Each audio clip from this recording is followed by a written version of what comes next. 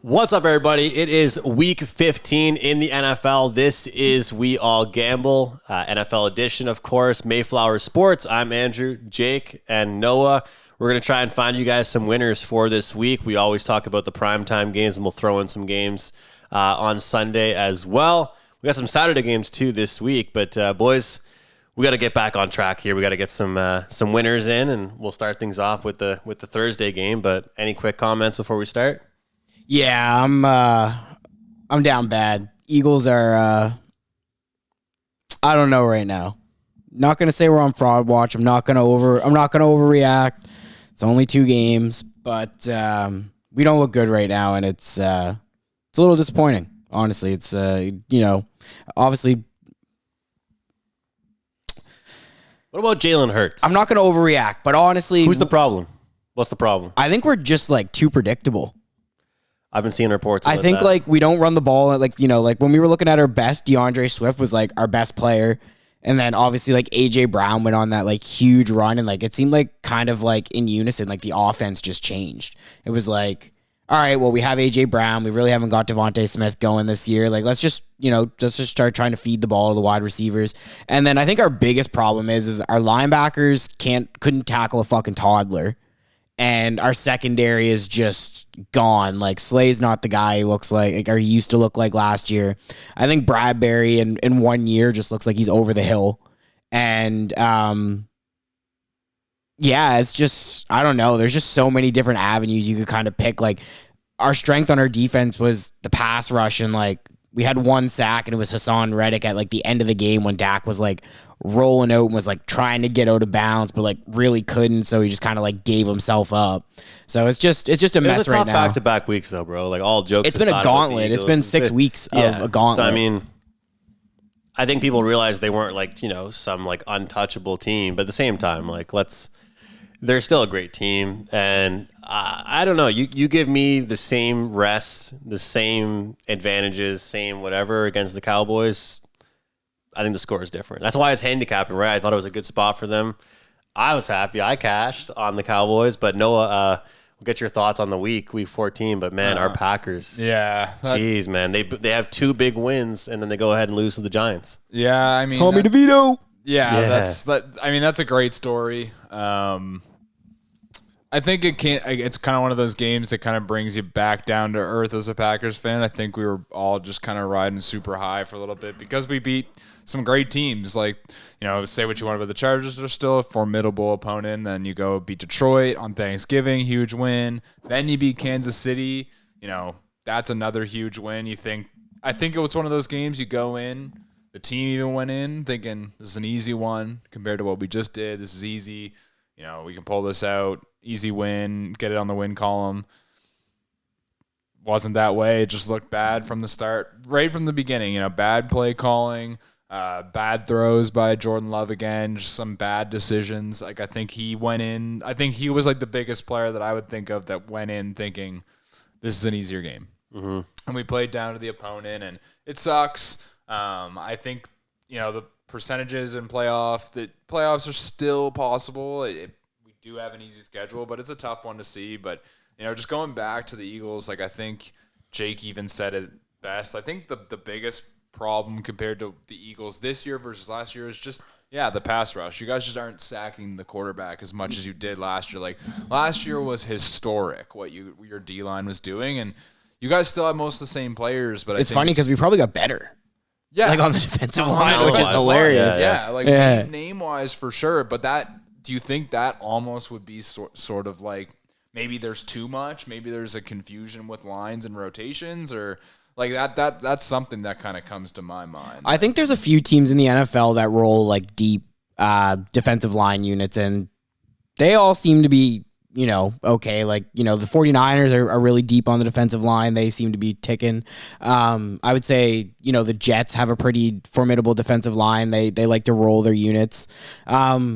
I think this year, more than last year, like you said, since we had such a historic year last year with getting after the quarterback, maybe it kind of blanketed some of the issues we were having in our secondary. We didn't see it so much because there were so many pressures and there were so many QB hits and sacks where quarterbacks were kind of their internal clock was going I got to get the ball out quick or I'm going to get hit.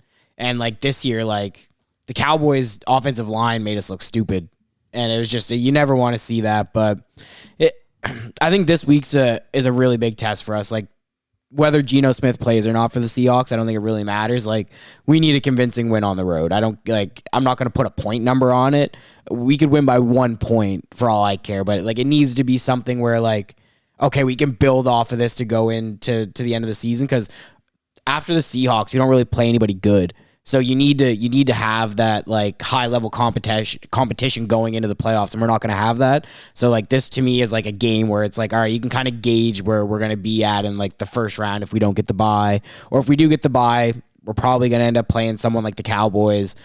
And I want to make sure that we're looking our best going up against teams that are legitimate Super Bowl contenders. Yeah, and I think you don't want the Cowboys to get home field. I don't think anyone wants the Cowboys to have home field advantage at this point, because they look like a totally different team at home. Mm-hmm. Like that game, like to Andrew's point, like if that game was played, at what is it? What's the Eagles?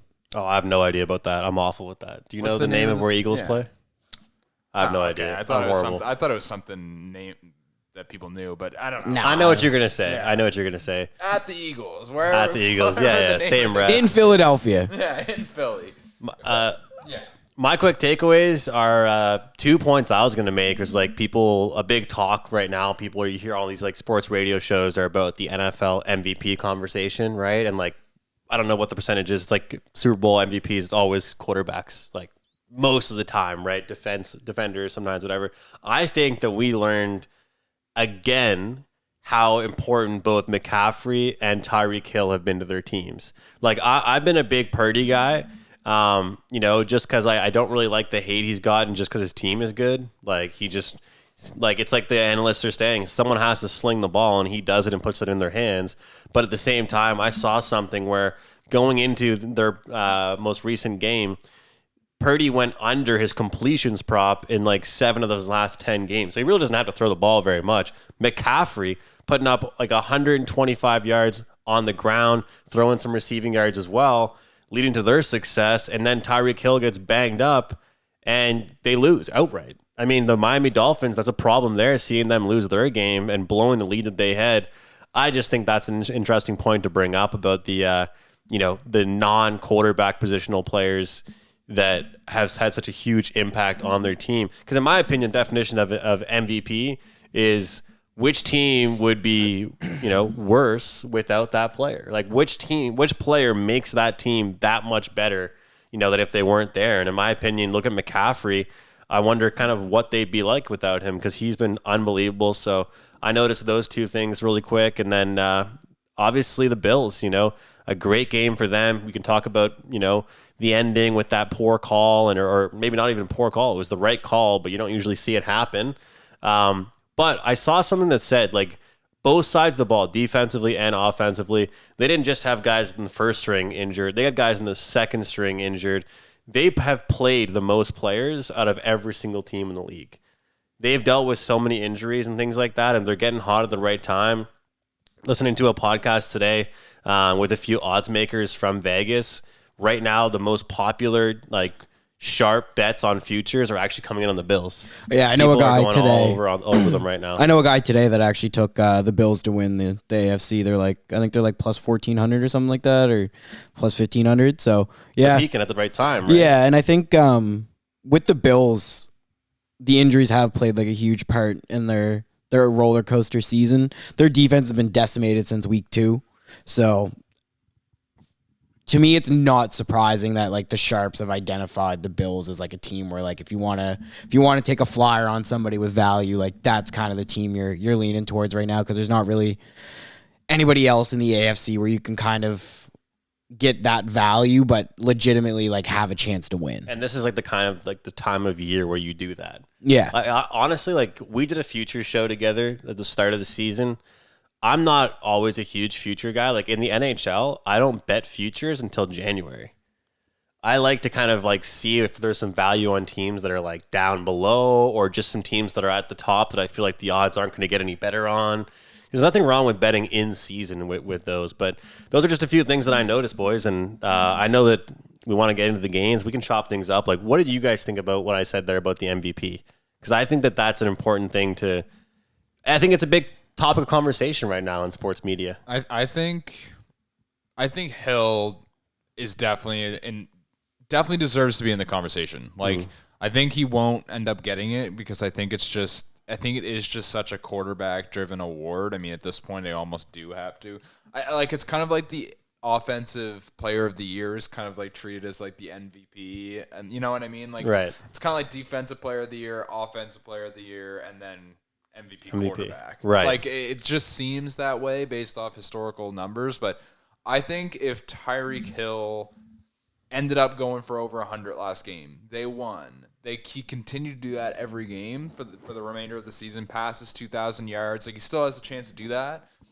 Then you really have to, like, it's got to be that conversation, like, right there with probably Dak and probably Brock Purdy. Those are probably the three names getting tossed around the most. And, yeah, Christian McCaffrey should be in that conversation. I think the detriment of anyone on the 49ers is that the biggest thing with media is that we're always going to say, like, look at all the weapons around them. Right, like, they have depth, yeah. Even opposed opposite of Christian McCaffrey, there's Brandon Ayuk, Deebo Samuel, George Kittle, right? There's all of these guys where even that Rice kid is making a name for himself on that team. Like, there's so many weapons there that you can take McCaffrey, you could take Brock Purdy, like, all of those are going to always be there, but I think Tyreek is definitely a valuable person to be in that conversation.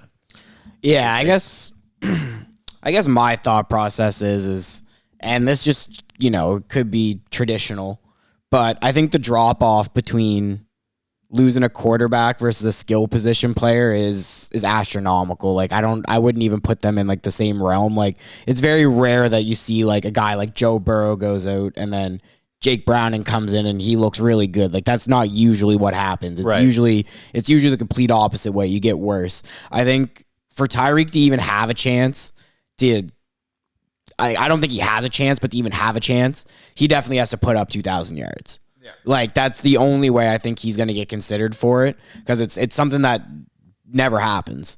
So, but for me, like, if Dak all of a sudden, and I don't like the Cowboys, so I'm not going to say if he got hurt, but like on the off chance he did get hurt and he was out for the season, I don't think that's the same Cowboys team. And like, that's kind of how they judge the MVP award, is like, if you were gone tomorrow, what would your team look like moving forward? And I think that's where everybody knows, like, in the NFL, like, if you lose your QB, like, you're pretty fucked. And if you have like those one-off instances where it's like, the Eagles won the Super Bowl with Nick Foles, but Nick Foles was like a starter for years before, Carson Wentz came in, and then Foles kind of took the job from him, went on to win a Super Bowl. I think the same thing with, like Jake Browning, like I mentioned, like, Joe Burrow goes down, but all of a sudden Jake's kind of out of nowhere and you don't expect that. And you wouldn't really have that kind of thought process of like, okay, like, here's a QB that can come in and take over the reins. There's not too many teams in the league that have a backup quarterback that's serviceable. Yeah. So just for me, I kind of understand where the award is. Like, I don't think a running back will ever win MVP in our lifetime. I don't think that that position's valued like that anymore. But Tyreek, kind of showing respect. Yeah, like, I know, definitely, and I think they are, integral parts to what their teams do and their success.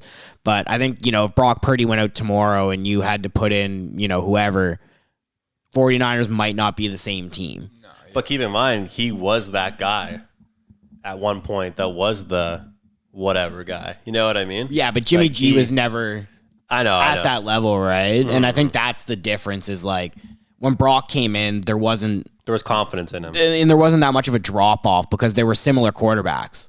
One was just a little bit younger, maybe not as good That's looking. That's kind of a diss to Jimmy G, but I know exactly. You know what I mean? Like, a little bit younger, a little, not as good looking as Jimmy G. Like, they just kind of played the same. Like, the playbook didn't change when Brock Purdy came in. And I think that's the biggest thing, is kind of like, I was actually talking to a guy today at work, obviously not a part of the MVP conversation, but when Anthony Richardson went out, like, him and Gardner Minshew are like similar quarterbacks, but like not really. So you don't have to like change the playbook too much. So it's not like mid-season you're having to draw up a whole new playbook, practice these plays. Guys are unfamiliar with them. It's not what they've been training all year in OTAs and training camp. So Gardner can come in and just kind of have that success.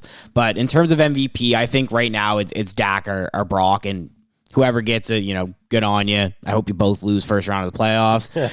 If one of you gets you by, I hope you lose in the second round. So for me, that's just my take, but we might as well jump into the Thursday games. I don't know if you got another point. No, I was going to say that's good. It's a good segue because we're going from a guy named Justin Herbert to a guy that should have played hockey, Easton Stick. Great name. What do you think about that one? Great hockey name, not a great football name, but Stick. I'm gonna do something we've talked about a lot on the podcast and I've never done, but I'm gonna do a teaser same game parlay. I'm gonna tease the Chargers up to +7, and I'm gonna tease the total up to 38.5. So 4-point teaser. That's -110. Raiders don't put up points. Chargers, I don't think are gonna put up points this week with a guy named Easton Stick at quarterback. I think after watching the game against the Vikings, it's just this is going to be a crappy game. I'm gonna take the touchdown just as a void. Say they do lose 21-14 or 14-10 or whatever it is, or 14-7. I can live with that. Take the void, get the void on the parlay, but I don't really have too much to say about this game. It's going to be a crappy game. Both offenses I don't think are going to be ticking. Both defenses aren't that great. I think it's just another Thursday nighter where you're like, wish they would have flexed this out, but obviously you didn't know Justin Herbert was going to get hurt. So I'm going to keep it short and sweet. Same game parlay teaser, Chargers +7 and under 38.5. Yeah, well, real quick note, like the look ahead line on this game, which is something you don't usually see change that much because you were talking about drop off in quarterback, was -3.5 for the Chargers. Yeah. So that's how this is a huge difference. And I think it's one of those ones where you have to take the dog here. I don't like the favorite because I think that there might be an overreaction. And when you're talking about two teams that are struggling to score right now, when you take low scoring games, I think you want to look towards the underdog. Any team you're getting points with, I don't want to lay points with either of these teams right now. But there's a but here is the fact that I saw quotes today where it was pretty much like these Chargers players were speaking in past tense, as if the season was over. You got to feel bad for Keenan Allen, who has the most catches this year in the NFL. No one gives the guy credit. No one talks about this Chargers team in a good way. Eckler has been okay, but the fact of the matter is they're talking about this in past tense. They don't really have faith in their quarterback. Easton Stick's been announced the quarterback for the rest of the season. Meanwhile, Aiden O'Connell and the Raiders could have 50 pass attempts, and he'll still only complete the ball 15 times. It's got to be the under for me, boys. I know it's prime time. It's been short and simple. We've been cashing a lot of these tickets. I'm going to do it again. 34.5, I think, is the current number, Noah. 34. Yeah, 34. I'm right with you. I'm right with you on the under. I mean, maybe it's one of those games that could all of a sudden turn into something. We've had a couple of those times this year where I've thought in the under on these low ones and just gotten smashed out of the water. But yeah, I think the biggest thing for me, it's just more going to what the Raiders have done the last couple of weeks. It's with the Chargers, I've seen them lay some eggs even with Herbert, but they don't really get it done for me. I mean, they have a quarterback coming in. I think he'll actually play a little bit better than what people might think. Just because he does have so many weapons, and you say Keenan Allen, that's a guy any quarterback can throw to. If you're on the roster of an NFL team and you have that guy on your team, that's an easy way to get some receptions. But these teams are just kind of a mess overall. All facets of the game, they're just a mess. Raiders put up 0 on the Vikings and tied the lowest scoring game of all time, 3-0. Yeah. Against a team that finally had to have after the Passionate had probably his best year as a quarterback in the NFL. Finally got benched again. That's a rough look for him. And they still lose a game to a guy who was a bench quarterback all of his career who then gets benched again. And then they, that's just, Man. that's tough. I had under 16.5 team total for the Vikings in that game. Yeah. That might be one of my best bets I've had in years. Like yeah, 3-0. And that's just one of those things where it's like, this is going to be we've had a bad Thursday night game so far this year with the Bears Vikings. This could rival it. It could. Just in terms of like, I really don't have any faith into watching this game. Like, at least with the Vikings and Bears, it's like, okay, division rivalry. Maybe there's something that's going to come from this. This is just more like, yeah, sure, they're in the same division, but both of them aren't doing shit. Also, both teams are like bottom of the league in third down conversion rate, which is crazy about the Chargers too. And like, that's so important when you're betting unders because teams that can turn third downs in the red zone into touchdowns, whereas they're just like you gave out a few kicker props. Actually, I've gotten into kicker props. I don't usually look at them until later in the week because the props aren't always out. This might be a good kicker game. Yeah, I'm not even joking. That might be my new thing. Look at teams that are poor on third down conversion rates and take over on kickers. And one thing too is like, look at those numbers early in the week because as the games get closer, they always get worse. Like during that Chicago Vikings game, I gave out the over 2.5, and we record this early, put it out pretty early. It was at plus 100, 5 field goals in the game, and like that was easy. That was one of my best bets of the year. Like at plus 100 to get 3 field goals, there was 4 or 5 in the game, and there was no touchdowns. Like that was great.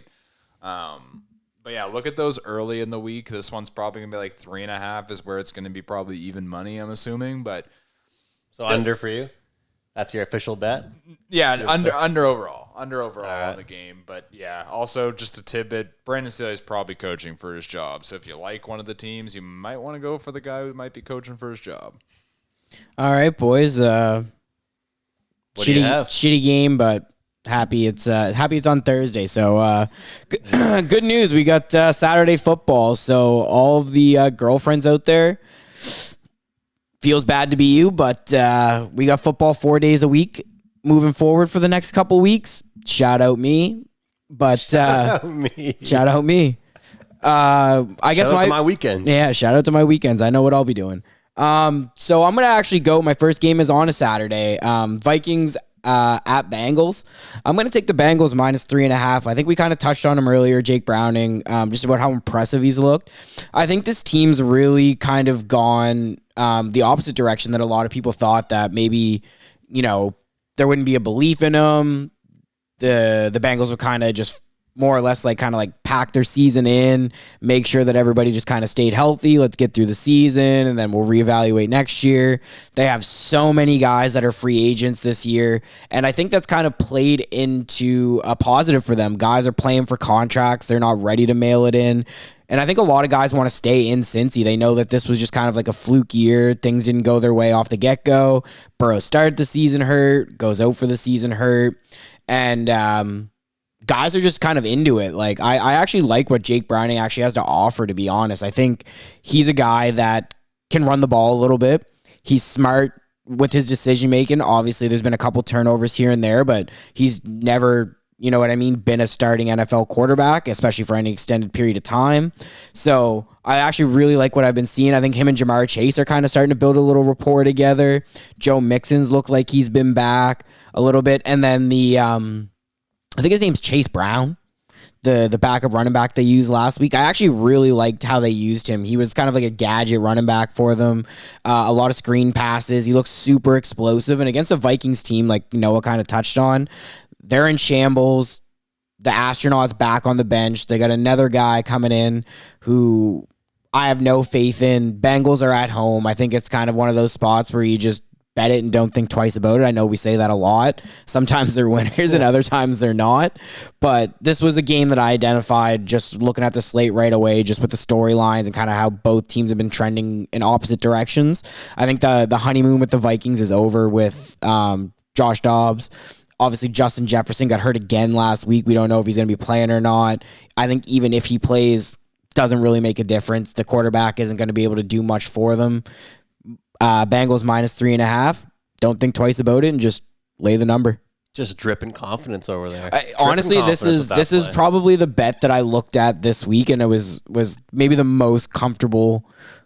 And I honestly think it might it kind of made me think maybe Vegas knows something that I don't. I honestly personally would have had this game more of like 4.5, 5.5. And I think the only reason that it's not is the Bengals have a backup quarterback in, and Vegas needs to kind of toe that line of how the money's coming in. Right.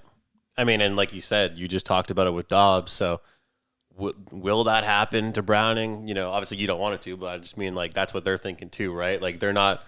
One thing that the odds makers are good at is not overreacting. Yeah. So, but. And I like him, like man. what I've seen from him. I honestly like him. I think like if you're a team that's like maybe in like a transition kind of quarterback phase where maybe you don't want to go to an older guy, maybe in the offseason you go to Cincinnati and maybe make a call and be like, hey, like, what is it going to take to get this guy? Because he's still young. Mm-hmm. And I think more and more we've kind of seen that the veteran transition QBs aren't the way to go. You're better off getting a young guy, taking the bumps. Maybe they'll surprise you. Maybe they won't. Who knows where you end up? If you end up at the bottom of the league, at least you can spend that draft capital on a quarterback. But you don't have to. You can also develop a guy while you're doing that, right? And maybe by the end of the season, you get an instance where it's like Sam Howell, where like all of a sudden Washington's really high on this guy, and they're like, you know what? We don't need to draft a QB in this draft class. Let's go out and draft other positions to try and help him out. And now they think that they have a franchise quarterback. I don't know personally, but that's just my 2 cents about Jake Browning. I think he's a guy that could definitely be a transition quarterback for a team.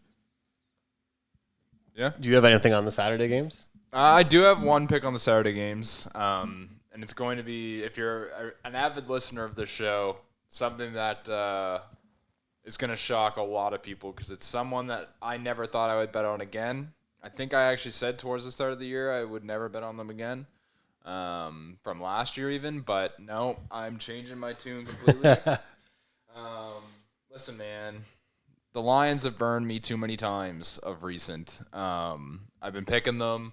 It's been like probably a 70% hit rate, but the last couple times been way too close to me, and then last 2 weeks ago they killed me. But I'm taking Denver +5 against Detroit on the Saturday night game. Look, I really like what Denver's actually been able to do this year. I think they fly under a lot of people's radars because they do win ugly a lot of the time. But they went on a nice 5-game win streak, or did they extend it to, I think it was 5. Lost one and then won another one again. Mm-hmm. So they're a solid record. They're in the hunt still for the playoffs. They've been playing really, really well. And I think the +5 is manageable for them because I think that defense is finally starting to get it into rhythm for Denver. I know that was one of Denver's weird struggles at the beginning of the year, is that the defense really wasn't putting it together, but now they're putting it together. Russell with Sean Payton finally have something cooking there a little bit. Let Russ cook. Yeah, that kind of situation. Do I think they win the game? I don't know. That's why I like the +5. I think that, Detroit's been making a lot of weird mistakes lately. And every team they have beat this year has been not the greatest. They obviously beat Kansas City at the beginning of the year, but that was a long time ago, and now we've seen Kansas City kind of get exposed a few different times. So that's not the same Kansas City Chiefs team as the year before. So I do like Denver. I think they got something going. I think they'll kind of keep it slow. I think they'll try to morph the game and morph Detroit into playing like their ball a little bit more.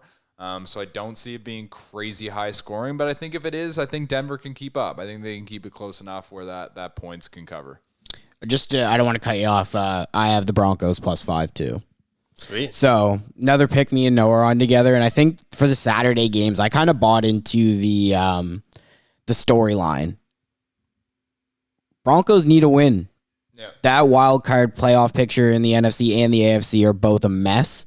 And I think that's part of the reason I took the Bengals as well. The wild card positioning is an absolute mess. There's so many teams in the hunt right now. And I think, the Lions have a little bit of a cushion. So, I don't think they're panicking yet. If they lose another game, they start to dribble into that territory of, okay, kind of need to get our act together. But that's why I like the +5. I think Denver can hang around. It's a game that means a lot to them, and I think the same thing with the Bengals game on Saturday. It's a game that means a lot to them. If they both have playoff aspirations, wildcard aspirations, they both need to win the game. But I'm agreeing with everything Noah said. Broncos are just one of those teams this year where they win ugly. They're a team that you might not necessarily want to bet on, but I think they're worth the +5 in this instance with everything we've seen lately from them. And then on the other side from the Lions, and I think the big thing with the Lions lately is it's been so many turnovers. Goff hasn't been able to limit the turnovers like he did at the start of the year. And I think we're seeing kind of similar trajectory as we did last year with the Lions, where the Lions were in the hunt, they were in the hunt, but Goff just couldn't get them over that hump. And then like this year, they gave themselves kind of a head start. And it seems like Goff's kind of bringing them back down to earth a little bit with all these turnovers. And by, week 18, they could be battling it out for a playoff spot. Who knows what happens, right? But I'm with Noah on that one, +5. So I got 2 Saturday games this week. And I'm on that game too. I'm just on the over 47.5. I think both those teams actually a good example of like one team that started off bad and then got pretty good, and one team that started off really good and then kind of tempered down. It's a good example of just like keeping up with teams, like keeping up with players, whether it's like props, size, whatever you're looking at, because like teams can trend off what they were looking like, and then all of a sudden in a blink of an eye, like we make the let Russ cook jokes, but like he actually is cooking. Broncos country, let's ride. He was ride. looking like shit at the start of the season. Like I think he had 2 primetime games, or at least one at the start of the year. I think he had 2 in like 4 weeks or something like that, and he looked awful in both. Yeah. Yeah. So I mean, 5 of the last 6 weeks for the Broncos, they put up at least 20, and I can't even. Let me go back and look at it. It's on my phone right now. This is the Lions, what they've allowed recently. They gave up 28 to the Bears, 28 to the Saints, 29 to the Packers, 26 to the Bears, and 38 to the Chargers. Like, to your point, even when they win games, like, they're still having to score a ton right now. And this is a team that we were giving love to their pass rush, their defense. Like, I just think that their coaching staff does not know how to manage games properly. Like, a lot of teams would want to go after being embarrassed the week before, run the ball a lot, just make the smart plays, control the game. I feel like Detroit's the kind of team that wants to blow the shit out of a team after they absolutely get blown out themselves. All-time pause. So you know what I mean? Like, I think this game is going to be the highest scoring game of Saturday. Denver, like, we can give respect to their offense, and you mentioned like they use multiple guys. It's not like they have any plays that are kind of like, the highlight reel plays. They just kind of are playing football the right way. But 47.5, I think it's the total that's highest for the reason, and I'll take the over. My only Saturday play so far. One thing I just want to say, too, is before we get off this game, is I actually really want to see Jerry Jeudy get more involved. I know Courtland Sutton's been an absolute animal this year for Russ, especially in the red zone. Like, he's Russ's guy right now. But I think there's a lot more room for a kind of like a connection between Jerry Jeudy and Russ. And I think Russ almost needs to use Jeudy as like a Tyler Lockett to Courtland Sutton's like kind of like a DK Metcalf, who's not as fast. But Jeudy has really good route running, and I just feel like they haven't used him the best this year. And this is a week where the Lions secondary's okay, but that's a guy that, if they decide to key in on Courtland Sutton and really try and shut him down, that Jeudy could get going if Russ is willing to look his way and the play calling kind of goes his way where they're giving him some more intermediate to long routes. I find this year that it's been a lot of like dink and dunk to him.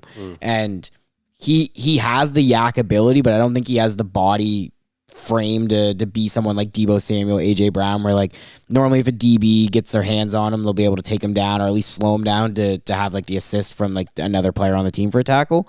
But just kind of outside of gambling, that's a guy I would like to kind of see get going this week, because I think Judy's I don't want to say like they're going to need him to make big plays down the stretch. Yeah, and I think too, if they want to make the playoffs going into the playoffs, you can't just be relying on Courtland Sutton. And he's a guy coming out of university that I really liked, and I think Jeudy could still be a really good football player. Just needs some things to go his way and the play calling to kind of go his way. But one thing I'll say really quick is like it's so interesting because the Broncos are a good example right now of like that you don't really need to throw the ball deep every play or every drive to be able to put points on the board. They're putting up points by I don't think Russ has gone over his longest completion in like 4 weeks. Yeah. That's what's so insane. Is like you talk about yak all the time, and like the fact that guys can create plays themselves, get a 5-yard catch and make something happen themselves. They're athletes. And I feel like that's been the biggest change for this Broncos team is they're sure letting Russ cook, but they're letting him, responsibly cook and not just like putting him in danger.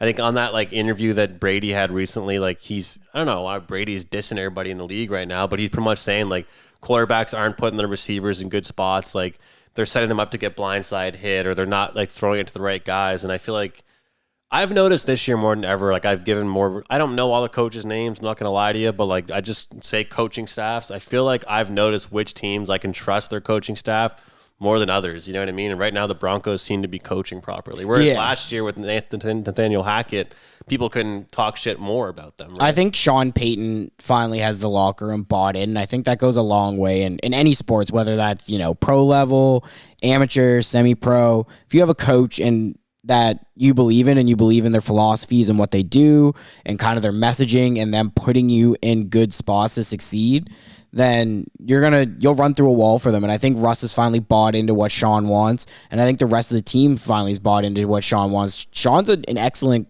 coach.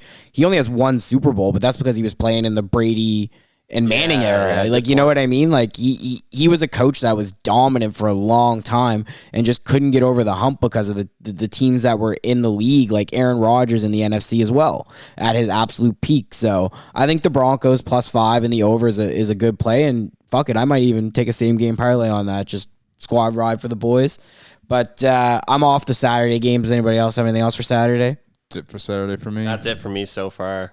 I just had that over. Okay, so let's jump into Sunday, and this is just kind of a random one for me. I got one bet for the 2 or 5 o'clock slate. I don't even know what time they play, but Titans and Texans. I'm gonna go back to a well that I haven't dipped in yet this year because I haven't liked what I saw, but no line out yet. But I'm gonna take Derrick Henry anytime touchdown score. I think I liked what I saw last week out of Derrick Henry. Will Levis is a guy I know that has nothing to do with Derrick Henry, but I just kind of like the way the Chargers rallied around each other last week. They were finally getting Henry going. I think Henry wasn't at his best, but he had flashes. He looked good. And I think against a Texans team that's probably not going to have Stroud this week, if he does play, I don't think it really matters. The Texans have been kind of up and down as of late. And with Derrick Henry, you're just basically asking the Titans, get me inside 5 yards. And they're going to turn around and hand the ball off 3 times. And you're just asking in 3 rushes, get me 5 yards. So short and sweet, Derrick Henry anytime.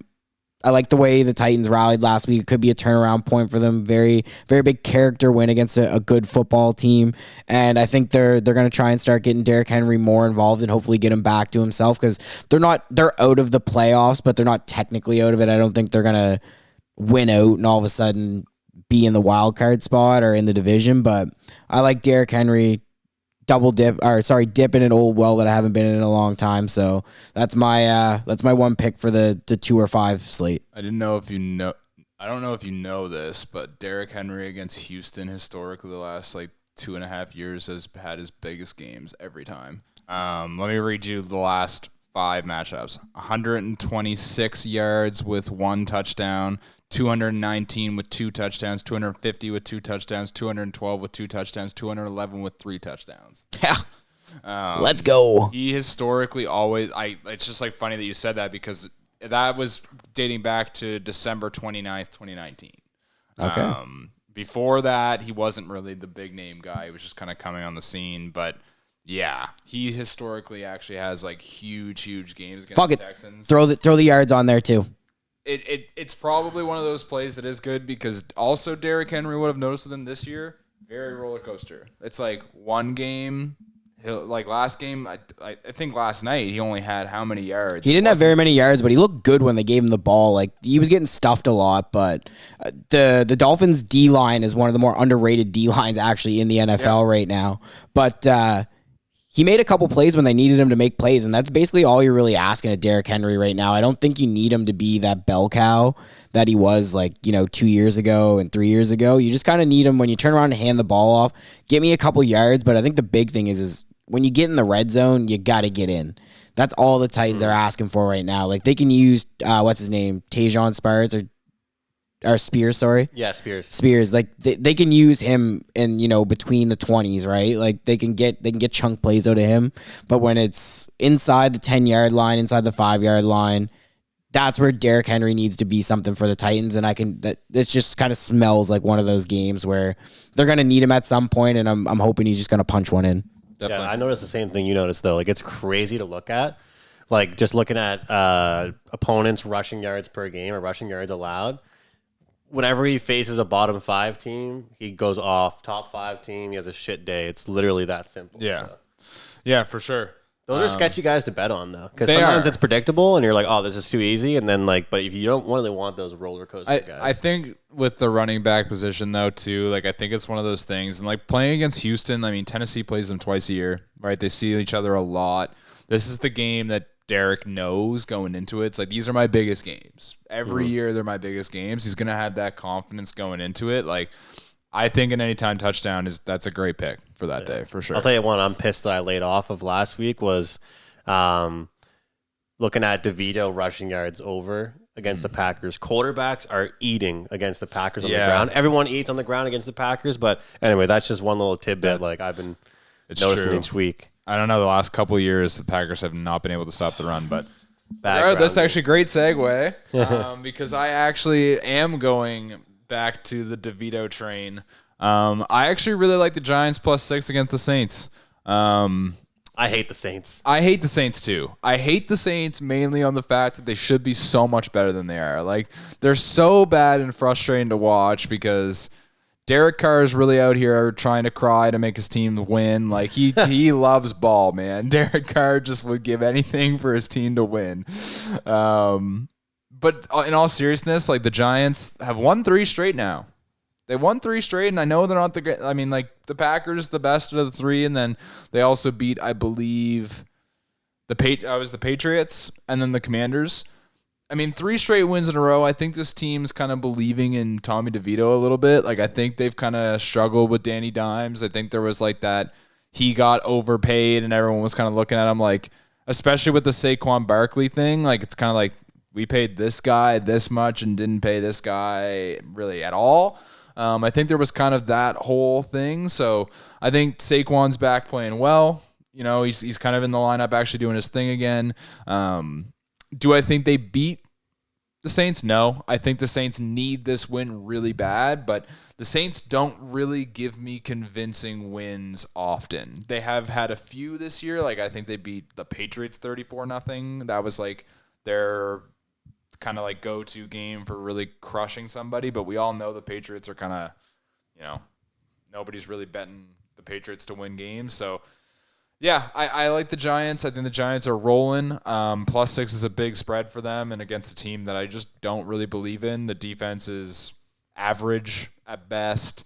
Pretty much everything on the team just seems average, and for a team that's rolling, I really like the Giants. Can I know we've been talking a lot this week about, things outside of betting, which, I do enjoy too.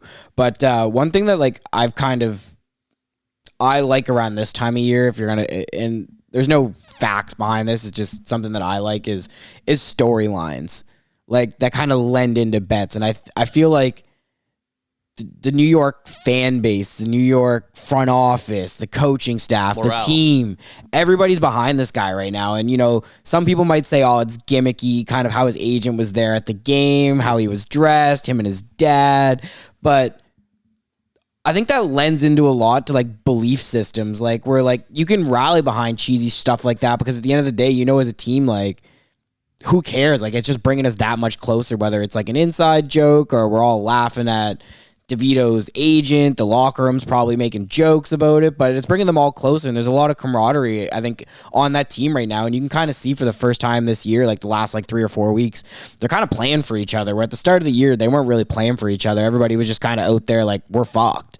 But that's just well, that's just how it looked, right? Yeah. The way they were playing, nobody had any sort of confidence in each other and even in their own abilities, and they didn't believe in Dayball, they didn't believe in Danny Dimes, so it was just something where it was just an auto fade. But right now, they have a storyline, they have a morale, and I think that's this point of the season, especially for a team like New York, who maybe, well, I know they're not going to the playoffs, but guys are playing for jobs. DeVito's playing for a job, right? And I think sometimes we shy away from storylines, but I think sometimes, like in this instance, it can kind of lend into a pick where you're like, fuck, like I really like kind of like where this team's trending, and it's kind of funny that it's based off of this guy and this kind of gimmick, but I like the pick, to be honest. That was one pick that I looked at the start, but I was like, I don't know how many, plus points I could take this week, so that was just one that I just kind of laid off of, but that's one that I actually did like based on the storyline and kind of the trend of where the team's going. No, I'm with you. I think that's like a good way of looking at it. It's like storyline, like morale, like whatever it might be, but it's also just like I was talking about with the Chargers players. Like I usually hate like quote handicapping, but this is the time of year you do it because like you said, you're noticing them giving a shit. Whereas like all those quotes for the Chargers were like they act like the season was over already and there's 4 weeks left, right? So like that to me, like if you were hitting me with that like in like week 4 about DeVito and the the Italians, and it's like, all right, cool. Well, let's see what he can do in week 12. But here we are in week 15. Like he's got them feeling good, and obviously it helps that they're winning and playing well. I like what he said at the end of the game where he goes, "It's just a child's game. I'm just having fun." Yeah. Like how often do you see Daniel Dimes say it's a child's game? The guy looks like I don't think I've ever seen Danny Dimes smile. Yeah. I don't think I've ever seen Danny Dimes have like an entertaining interview. Like I'm sorry, like I'm not saying everybody has to have this swag to them, but the players are liking it. It goes a long way when you have a personality, I think. And helps I think to win. And I think too, like, and this is just me kind of talking. I'm obviously, we don't live in New York. We don't have kind of a pulse of the city. But I think it goes a long way that he's actually a New Yorker. Like, I think they're willing to give him a little bit more time. They have a little bit more faith in him because, like, they see him as, like, one of our own. Like, that could be my kid out there one day playing for the New York Giants. And I would hope like the fan base would rally around him. So they're willing to do that for him despite, we might only high key, like he only has like 15 to 18 completions a game. Like they're not really trusting him to throw the ball, but at least he's doing his job and he's doing it well. So it's like the fan base isn't going to be so quick to turn on him where it was like with Danny Dimes, it was like if the first drive was 4-0, like they were booing. Yeah. They were not happy. As you guys talked about, I can't remember who said it, but the contract is a big thing. Like you get paid, like your fans are going to boo. Yeah. You know what I mean?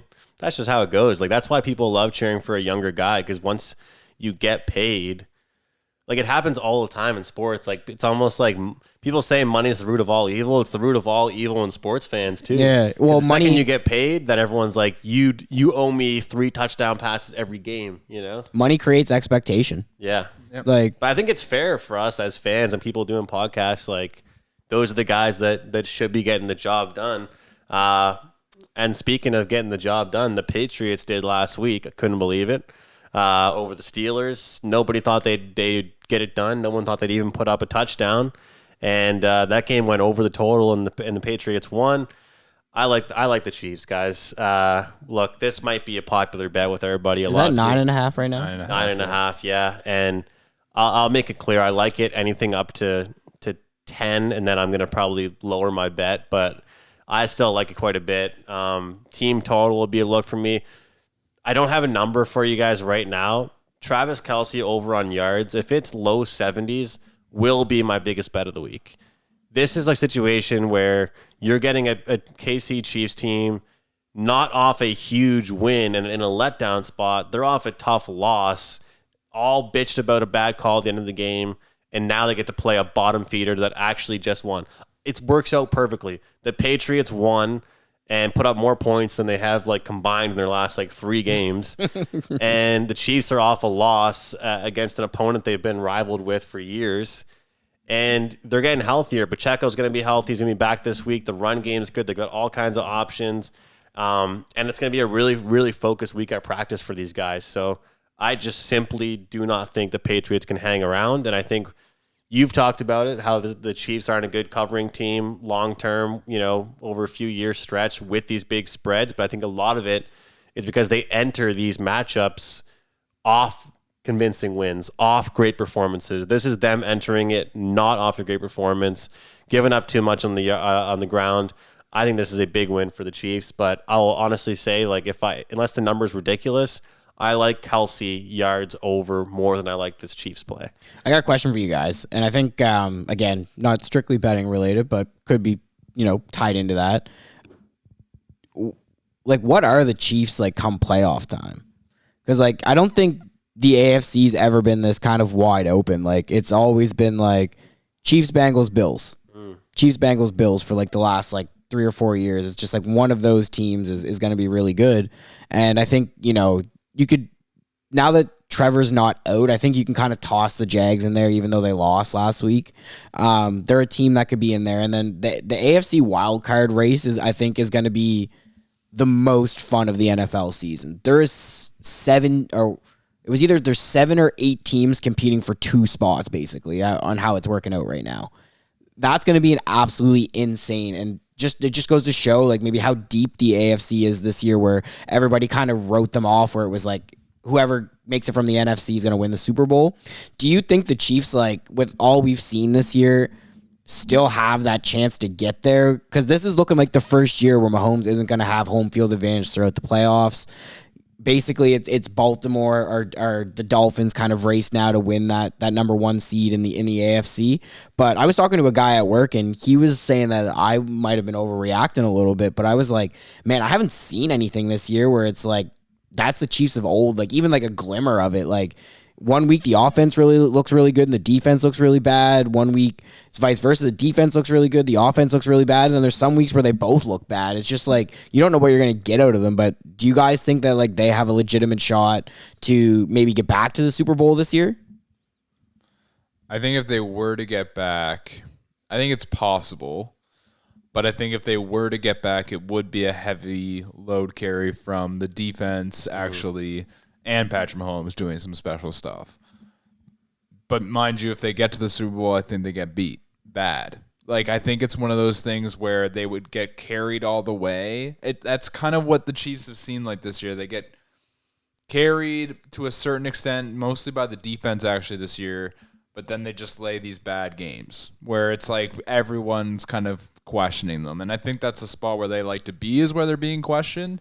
But I think it's one of those things that they might get carried and then go. But I think the bigger thing that nobody's talking about is people are not respecting the Ravens this year.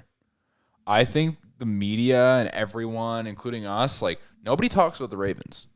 Have you noticed I think it's that? tough. Don't you think they're almost? I think that they weren't respecting them before, but I think they're almost like overvalued now. I think they're like. I think no one like when I hear people talk about teams to win, I don't think anyone ever says the Ravens. And like maybe that's just my experience. I don't know. Like I kind of agree with that. I think that's the people a I scary talk to. team. Like that's a scary team to me because I don't think enough people are talking about them, and I think it's one of those spots where they might just make a lot of noise in the playoffs because they're up. Like the way the Ravens have always been built is always kind of the same mentality, like run the like old school football, and I think that'll mess a lot of teams up come playoff time because that's the best kind of football to be good at come playoff time. That's why the Eagles always end up being really good in the playoffs when they get there. That's why the Niners, really good playoff team. They can ground, you know what I mean? Ground and pound, strong front line, like Playoff football. That's playoff football. That's the stuff that wins in that cold weather in late December, January football. Like, I'm not saying the Ravens are my pick or anything, but that's a scary team to me when I look at that whole AFC picture and like talking about even the Chiefs, because it's like the Chiefs conversation is even bigger than the Ravens being as good as they are conversation. Yeah, I think the one thing that holds the Ravens back is I don't think you can call it recency bias anymore. It's just kind of facts. Is come playoff time, Lamar finds a way to choke. Yep. And I think this is kind of a prove it year for him, where he's going to need to show everybody, like, hey, at least I'm not the reason we lost. And I think that's what it's going to come down to. Like, he might not have to win them anything. You might just have to keep them around, and the defense kind of make some plays, and, you know, whatever. You scrape out a win here, you scrape out a win there. But I think that's just the one thing with at least football fans is they know kind of what Lamar has done in the playoffs, and it hasn't been good. But I guess, I don't know if you have anything to add, but I think that was like almost like a perfect segue into the Sunday nighter, bringing up the Ravens. Yeah, I was gonna say, like, I think the run game for the Chiefs, like, is a big thing. You asked about like the Chiefs, Yeah. like I think like you said defense, like, and then like Patrick Mahomes. I think defense and run game, like taking less away. Like people are gonna the hate about Mahomes is at an all-time high right now because of him bitching and complaining. I thought it was kind of a scummy move for him to say something to Josh Allen, but people forget, like, these guys are humans. Like, when I saw that, I was like, damn, like, when I play rec sports, I get pissed. Like, this guy's a pro athlete. He's pissed. Like, I think the run game and Pacheco playing well, like, I think an underrated like part of the NFL right now is the Chiefs' run game, like taking things away from the passing game and not making them have to throw the ball a ton. See, the thing is, I'm so bad, Jake, because I love, like, this is why I want to do other podcasts. So it's not, like, this isn't just gambling, but, like, I love when you ask questions like that because in my head, I'm so built to, like, only think of things as a betting perspective. Yeah. So, like, when you mentioned that about the Ravens, I think you're right overall. But from a betting perspective is what clicked in my head is that it's too late to jump in on them. You know what I mean? Yeah. For the Chiefs right now, I think, like, we could get better numbers in them on the playoffs or as we approach the playoffs. You know what I mean? Yeah. Like, we almost might see them facing adversity, and it could be a good thing. But you mentioned the Sunday Nighter. I have one more for the 2 o'clock slate. Yeah, Did you man, guys do your have any- thing. Do your thing. I'm done on Sunday. I wanted to get the current number. I'm going to use the score, unfortunately, to look at this really quick. That's when you know you're using a shady book right now. That's it. No, I can go to. No, I'm just messing with you. I like the Browns. I like. That was my Oh, other dude, pick. I That looked was at my this other- too. That was my other pick. I looked at, dude, I had this that was the first thing I had written down and I took it off. Damn. That was going to be my other pick, but we were going to go to the Sunday Nighter. So go ahead. No. I I'm just like gonna. it. I love it. I'm just I love gonna it. I say love it. defense. Yeah. People talk about. We talked about it earlier. Can I say one thing before you go on? Yeah. God damn, defense. What? Joe Flacco. Joe Yeah. Flacco. I Well, I was gonna For say real. you talked about, like, you know, getting in and letting younger guys get in the mix, and I agree with that. I'm not arguing it, but That's one team that- one thing nice about not having a young guy is experience. Yeah. How important that can be. And the Bears, that win they're coming off of that pissed Noah off so much. I talked about, I don't think the Detroit Lions have a good defense. You know, this is going to be tougher. Justin Fields has had a pretty good, and the Bears overall has had a pretty good breeze of wins. Whenever they've had wins, they've been against really favorable matchups. I like this -3. I like the spot here. And I feel like the ground game has really opened up the passing game for the Browns. No one's really talking about them because of how shitty they were in the start of the year and then injuries to Nick Chubb. They're a sneaky team. Down the stretch, I want to bet on them. I might even look at team total under for the Bears. And I think that laying the 3 is a good bet here. So that's my last bet. So I've got the over in that Saturday game. We've got the Browns. And I think that I might join you guys on now that I think about it, I might join you on Denver Plus. I might join you on that. Hey, Broncos country. Yeah. Let's Let's ride. I might join you on I it. just really like that Denver bus vibe, man. I don't know why. The Vegas scared me with that line so much, but I've been so high on the Lions. I've been watching a lot of Lions games this year, and man, they just, like, the way they lose, it just plays into how Denver can win games. Win the game, yeah. You know what I mean? Like, that's exactly it. It's like how they lose is how Denver wins. So, yeah, but I just to tail Andrew, I'm also on the -3. Like, I love that -3. I don't know. And I'll add context to why the number is what it is. So Joe Flacco today actually got re-put on the practice squad for Cleveland. No way, man. So- no friggin' so way. That's there dirty. There is a potential where Joe Flacco might be picked up by somebody else. That's dusty, man. I don't know why Cleveland did it. I don't really understand it. It must have been, myself. honestly, when that stuff happens, I always think it must be something with the contract where there was a bonus or something that they don't want to pay. It's probably something like that. I don't think Joe Flacco does get picked up by another team because I think a lot of other teams, like, it's like at the point now where if, like, you did want a Joe Flacco to make a run, it's like, who would that be? Because it's like, you could say the Bengals, but the Bengals like what they're seeing at Jake Browning. Why would they go to a Joe Flacco right now? And then maybe, like, okay, if Trevor Lawrence's injury was worse, somehow he played anyways. Like, if that injury was worse and they just needed a guy for 2 or 3 weeks, maybe they would pick him up. But they're not going to do that now at this point. Like, it's not worth it. So, like, who really is going to pick up Joe Flacco? I don't think anyone will. He'll probably be starting, but there is a potential that somebody can go grab him right That's now. disheartening, to be honest. It is. I would prefer. But we're betting on That them makes- because of their that defense. makes me- We're honestly, betting on them because of their defense. That makes me lose faith in humanity. That a guy can come out like that the last 2 weeks to have those type of performances and somehow still end up back on a practice squad, probably not playing the rest of the year. That makes me lose a little faith in humanity. Easily get placed as starter again. He should be starting this week. I could care less. You could bring in Tom Brady off the street after last week's Team performance. Dude, that performance last week was he looked fucking good, man. He's looked good. He's played better than Deshaun For a guy Watson that has. hasn't been on an NFL roster all year to come in and do that. I'm in, but Yeah. we'll since you don't have anything for the Sunday nighter, I'll keep mine super quick. Noah touched on the Ravens. I kind of touched on the Ravens and the Jags, both kind of where they're at this year. I think this is a big game for both teams. Both teams are still vying for the number one spot in the AFC. Unpopular pick, and I don't know why I do this to myself on primetime, but I'm going over 43.5, as dusty as that is. Probably going to be the loser, but I could care less. I think Jags offense looked really bummy last week. Kind of need to get it together here, especially come playoff time. You don't want to go into the playoffs with the best part of your team, quote unquote, because Jags defense has been pretty good this year too, but you don't want the best part of your team being the offense, struggling going into the playoffs. I think the Ravens can be susceptible to giving up points on any given week. Jags at home, and I think the Jags defense is also on any given week susceptible to giving up points. Lamar looks like he's kind of got it together. I think OBJ has been getting more and more comfortable in the offense. They're starting to utilize him a little more. I really like Zay Flowers. They didn't really use Gus Edwards too much last week, but I think Gus Bus is always a good option come down the red zone, or you're looking for that, A.J. Dillon 2-yard carry, really good. I just think this is a game that's going to have points for primetime games that haven't really had points this year, but short and sweet, over 43.5. I'm looking for both teams to kind of try and go out there and prove a statement against each other, because this very well could be the AFC conference final, right? So I think Are both those defense falling apart at the wrong time?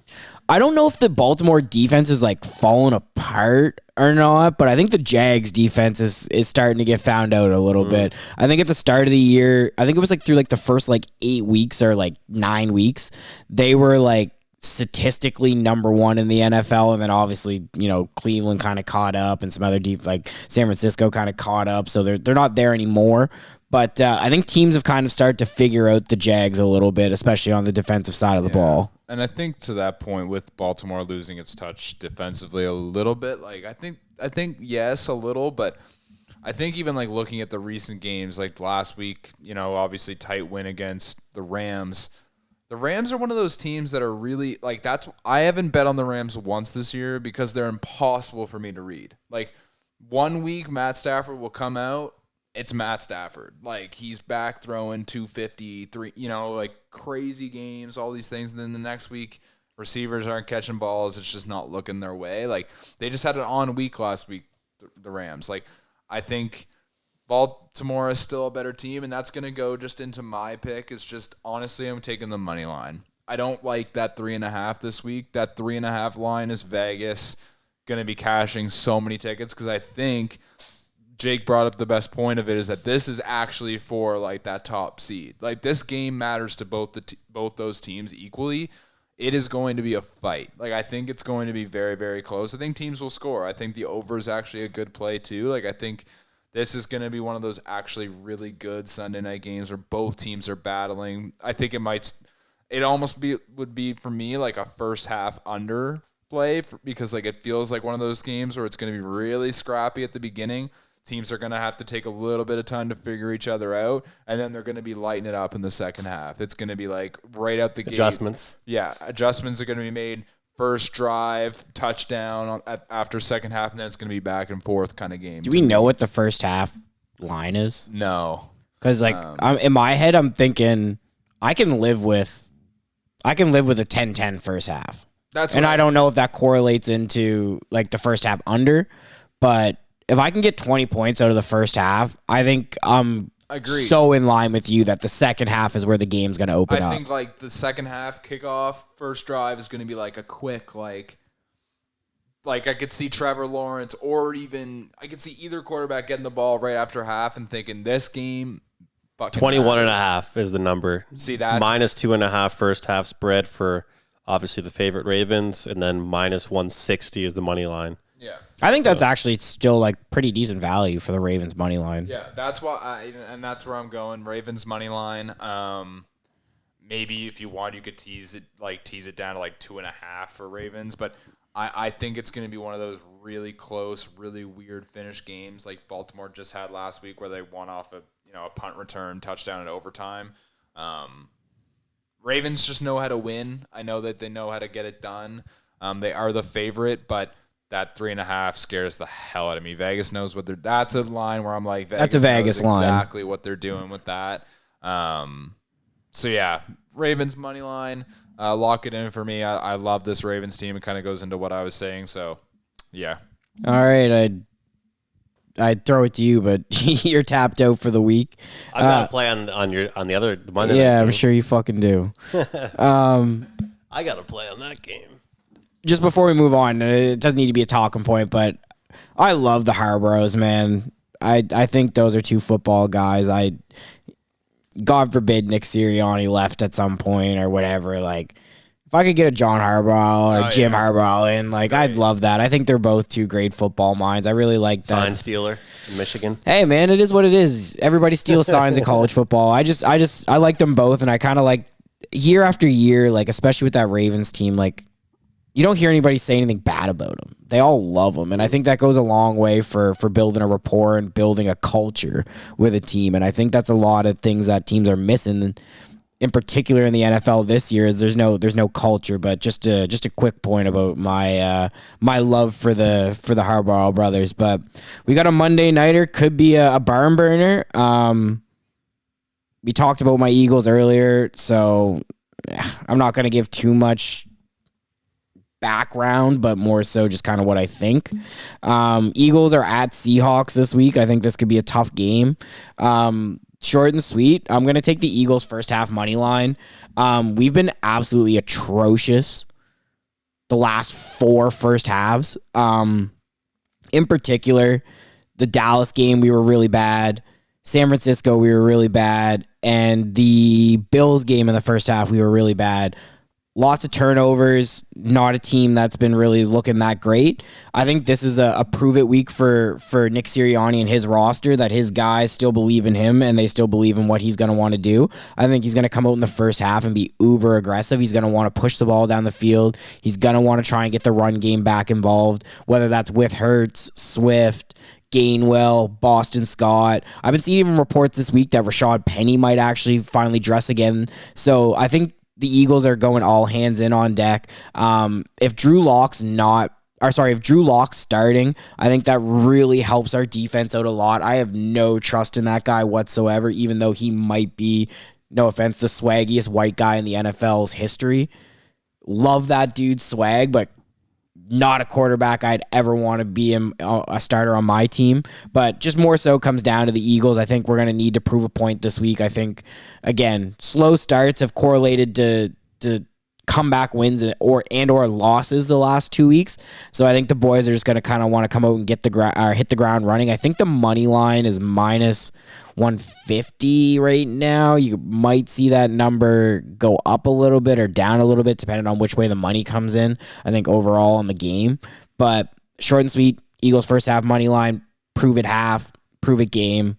Need the boys to play well, and I'm suckered in for the 3rd straight week, so hopefully they don't let me down.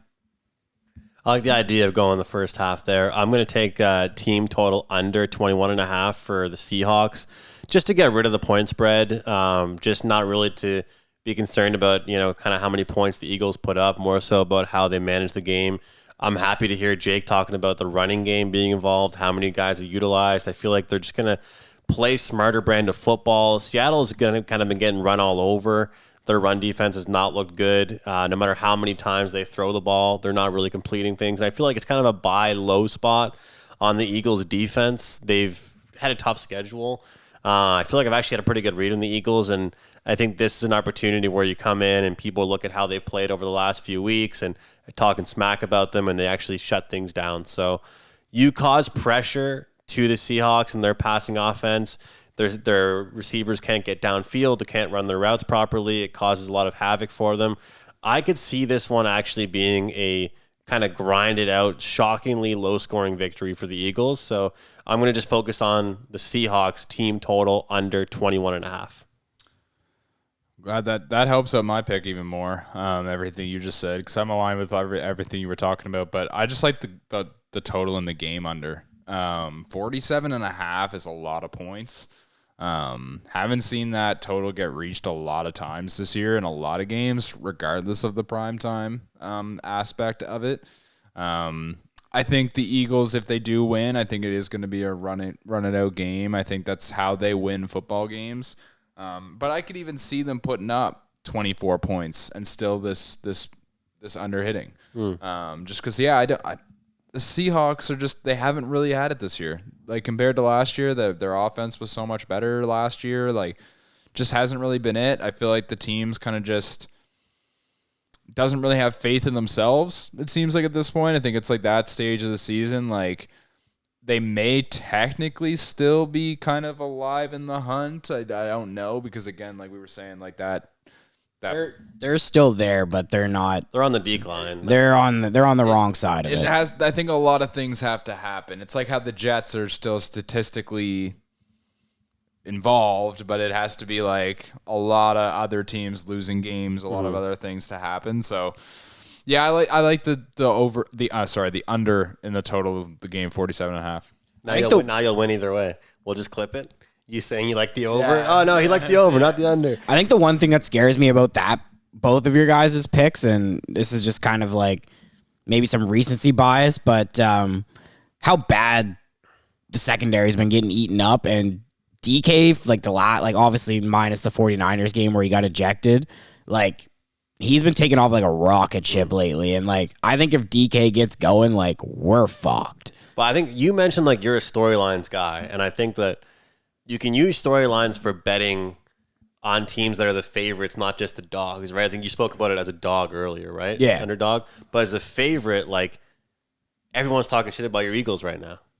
I think rightly so, man. But they played two of the best teams, right? Like, they stepped up in class twice, and now they go down and play the Seahawks. But I think is their secondary bad, or was it their offense? What was actually wrong? But I don't think they're getting carved up by C-Mac this week. I don't think they have CeeDee Lamb out there against them this week. You know what I mean? I think you need to look at it, though, at a macro level versus a micro level. Like, the Eagles could arguably be, like, no joke, like, 8-6. I know. I work with which a guy is crazy. An Eagles fan, diehard. Like, used to have season tickets before he moved.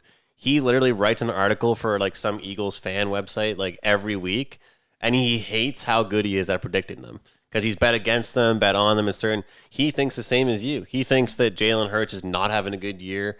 He thinks that their play calling's been bad, their run game hasn't been there enough.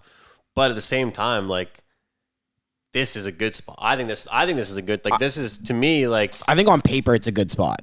Like. Yeah, I think when you liked them the last 2 I know, weeks, but that was the bias. Like as soon as we signed off, like I literally was like, I wouldn't be surprised if we lost this week, but like I'm not going to bet against my guys. I know. But I think when you look at it, defensively, I'm talking about two games against the Commanders that we probably should have lost. Both games, the Commanders' offense went stupid. Lost to the Jets. Probably should have lost to the Bills. Probably should have lost to KC. We got it together in the fourth quarter and pulled that one out. Some good comebacks. And then that's the thing. Like how much can you do that comeback shit?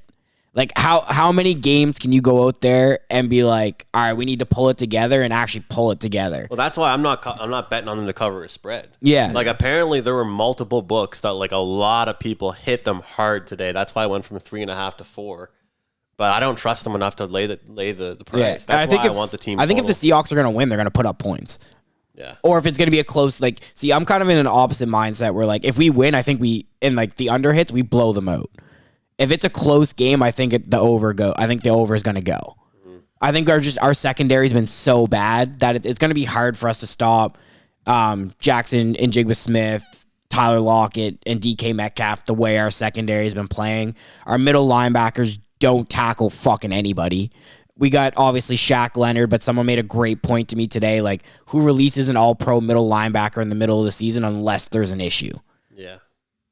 Who knows? I don't want you to change your pick, but would you agree that it's the Eagles that would push that over? No. You think the Seahawks can put out some points? No, I don't. Like that's my thing. Like I fully think that the Seahawks are not going to score over 20. Yeah, like that's that's like my pick. Yeah, like I like your pick a lot, and like that's where I think the Seahawks will. I think the Eagles would be a lot of bend but don't break. I think the Seahawks will get a lot of field goals. I think that it's going to be like that. Like I think, yes, the secondary will get beat up for long gains, but when it gets close to that goal line situation, that's when I think the Eagles will stop them a lot. Yeah, and was it you that said there's like a correlation between like third down conversion rates and like field goals and I guess that would kind of lend into like over unders. Like definitely. Oh yeah. So the Eagles have like, I think it's like either the worst or the second worst third down conversion rate as a defense. We love giving up first downs right now. Okay. And that's just 2 cents. Maybe it's me being a pessimist because like the last couple of weeks I've been rah about us and we got fucking spanked and I need to bring myself back down to earth. But I'm worried about this game. I know you guys seem to think that the Seahawks really aren't going to do much. And if from the sounds of it, it's like if the Eagles are going to lose, we're going to beat ourselves. It's not really going to be the Seahawks. But I think it's a sketchy game. Your offense right now and your defense. That's my final statement on the Eagles. Are you worried about the other way around? I'm way more worried about their offense than the defense. I think both. I think watching that secondary is like on Monday night, like obviously watch the game, but just watch the secondary and just watch some of the catches we allow. Like you'll look at guys and you'll be like, how the fuck are you in the NFL? But you're a fan. And that's what I was going to say. You're coming at it like you're pissed. Way harder than like from the outside perspective. Like coming from a Packers fan watching the Eagles, they're still so fucking good at football. Like the Eagles are still very, very good. Like they wouldn't get to this record without it. And like to your point where you said earlier with like how you're giving up a lot of like games like that or you're coming back at the end. I would much rather it be that way than like, well, think about it. You could have it the way of at the end, you're blowing teams out the whole way. And at the end, you're giving up the lead and only winning by like 3 points. Yeah. You're actually coming back and having to get it together and winning those games. Showing some moxie. Yeah. As opposed to it being like, okay, you're winning, but then all of a sudden you're giving up like 20 in the fourth quarter and like just scraping it out by getting like a goal line stand or something. Like I would much rather my team be able to like, okay, we get down, but we fight and we don't give up and we win those last minute games. Like I would much rather it be that way than the latter. Because think about last year with the Vikings, gave up a lot of late comebacks and then just squeaked out wins. And then what happened? Biggest frauds we've seen in years when it comes to the playoffs. So it's too bad if people weren't able to make as much money on them as they wanted to this year because of the Kirk Cousins injury. Yeah. Know what I mean? Like if he didn't go out injured, people would have just continued to bet against them. But then the point spreads got all messed up, all fumbled. All right, boys. I have no idea how this runtime went. This one long. We're just yapping. This one's been a good one though. I think I enjoy the football talk outside of betting. I think betting's taken over a lot of conversation, so it's nice to mix in the betting with some actual like football talk. I think we did that for the first couple weeks and we kind of shied away from it more so trying to get the runtime down because obviously once we get talking, questions are flying from everybody. We got statements. Makes it a little long for the runtime, but I really enjoyed this week. I don't know if anybody has any closing statements before we want to get out of here, but you boys both look like you don't got anything to say. Sign Joe Flacco. Sign Joe Flacco. So man, his money. Bet Travis Kelce.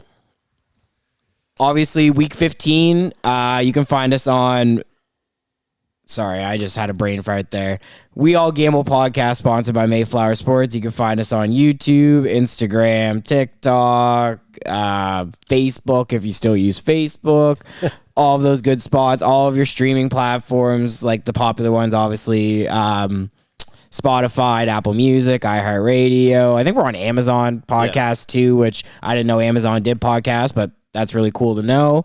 But I'm Jacob, Andrew, Noah. We All Gamble, presented by Mayflower Sports, Week 15, and we'll catch you next week.